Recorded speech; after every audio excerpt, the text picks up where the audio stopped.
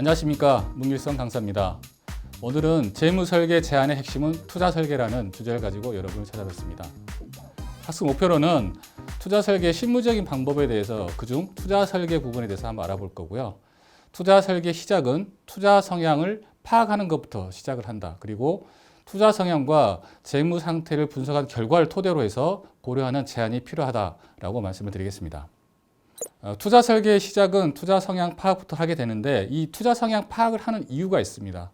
예를 들어서 투자 성향이 굉장히 공격적이고 투자 위험 감수를 굉장히 많이 하는 그런 분들이 반대로 실제로 갖고 있는 금융 상품은 반대인 경우가 있습니다. 근데 그런 분들을 투자 성향에 맞게끔 만약에 바꿔줬을 경우에 투자가 만약에 성공하게 되면 고객은 굉장히 좋아하겠지만, 만약에 실패할 경우에는 잘 되면 자기 탓, 안 되면 우리 플래너 탓을 하게 되죠. 따라서 우리는 확실한 근거를 가지고 이 투자 포트폴리오를 제안했다는 것을 고객분께 주지시킬 필요가 있습니다. 따라서 투자 성향에 대해서 반드시 고객이 직접 작성하게 하고, 그 투자 성향을 근거로 해서 투자 포트폴리오를 제안하는 것이 반드시 필요하다고 하겠습니다. 투자 성향을 파악한 후에 진행할 사항으로는, 결론적으로는 그 투자 성향대로 고객님이 그 위험을 얼마만큼 감수하고 감내할 것인가가 굉장히 중요한 포인트입니다.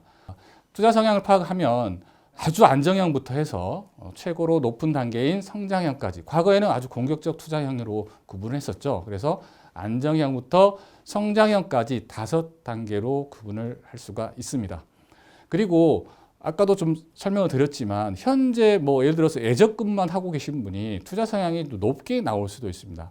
그랬을 경우 왜 그렇게 되었는지에 대한 상황을 파악을 할 필요가 있고, 고객님에게 여러 가지 질문을 통해서 투자 성향과 현재 갖고 있는 금융 상품의 어떤 부분들에 대해서 명확하게 파악하고, 또 고객의 진실된 니즈가 뭔지 그런 부분을 파악할 필요가 있겠습니다. 기본적으로 우리가 재무 목표를 설정하게 되면 그 재무 목표를 향해서 기대 수익률을 설정하게 됩니다. 그리고 투자 기간도 설정하게 되죠. 자, 그랬을 경우에 이 기대 수익률을 충족하기 위한 본인의 투자 성향과 기대 수익률을 같이 미싱해서 투자 비중을 결정하는 게 필요한데, 그런 투자 포트폴리오를 작성하는 부분이 굉장히 중요하다고 말씀을 드릴 수가 있고요. 또한 현금 흐름을 고려한다는 부분은, 현금 흐름을 나름대로 파악했을 때 미파악 지출이 나올 수도 있습니다. 따라서 좀 더 많은 금액을 투자할 수 있는지에 대한 부분도 고려를 같이 해야 됩니다. 그래서 기대하는 목표 수익률에 대해서 우리가 투자 전체적인 포트폴리오를 잘 작성을 해야 되고요. 또한 그 기대 수익률에 따른 이 위험 성향에 대한 부분도 반드시 고려해서 작성이 돼야 됩니다. 제약 조건의 파악으로서는 투자 계획을 제한시키는 조건을 파악을 해야 되고요. 예를 들어서 고객이 나는 아프리카 지역은 투자하는 것을 제한한다.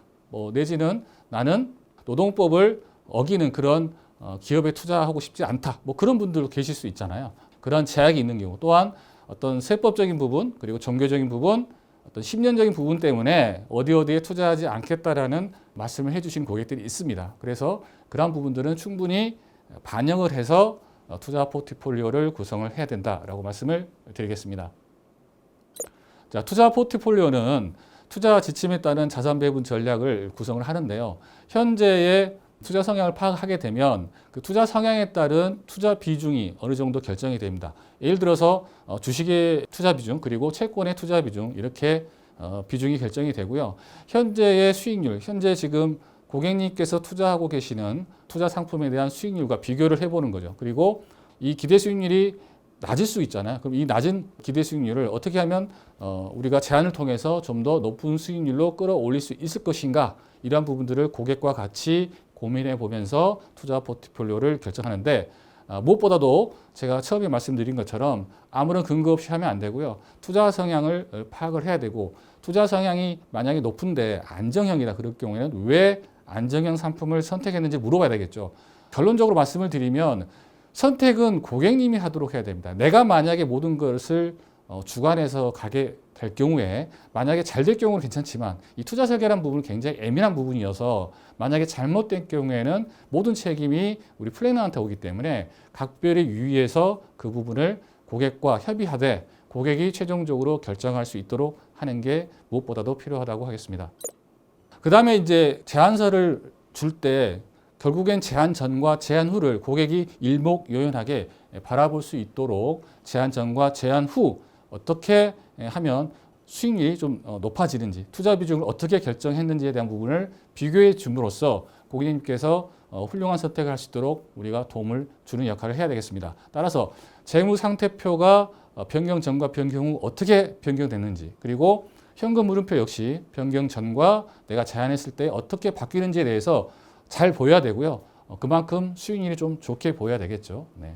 자, 핵심을 정리해 보면 재무 설계 제안의 핵심은 투자 설계입니다. 다만 이 투자 설계가 민감하다 보니까 투자 성향을 파악하고 투자 성향에 대해서 고객님이 직접 사인할 수 있도록 하는 게 중요하고요. 최종 결정은 고객님이 반드시 결정할 수 있도록 도움을 주는 게 필요하다고 하겠습니다.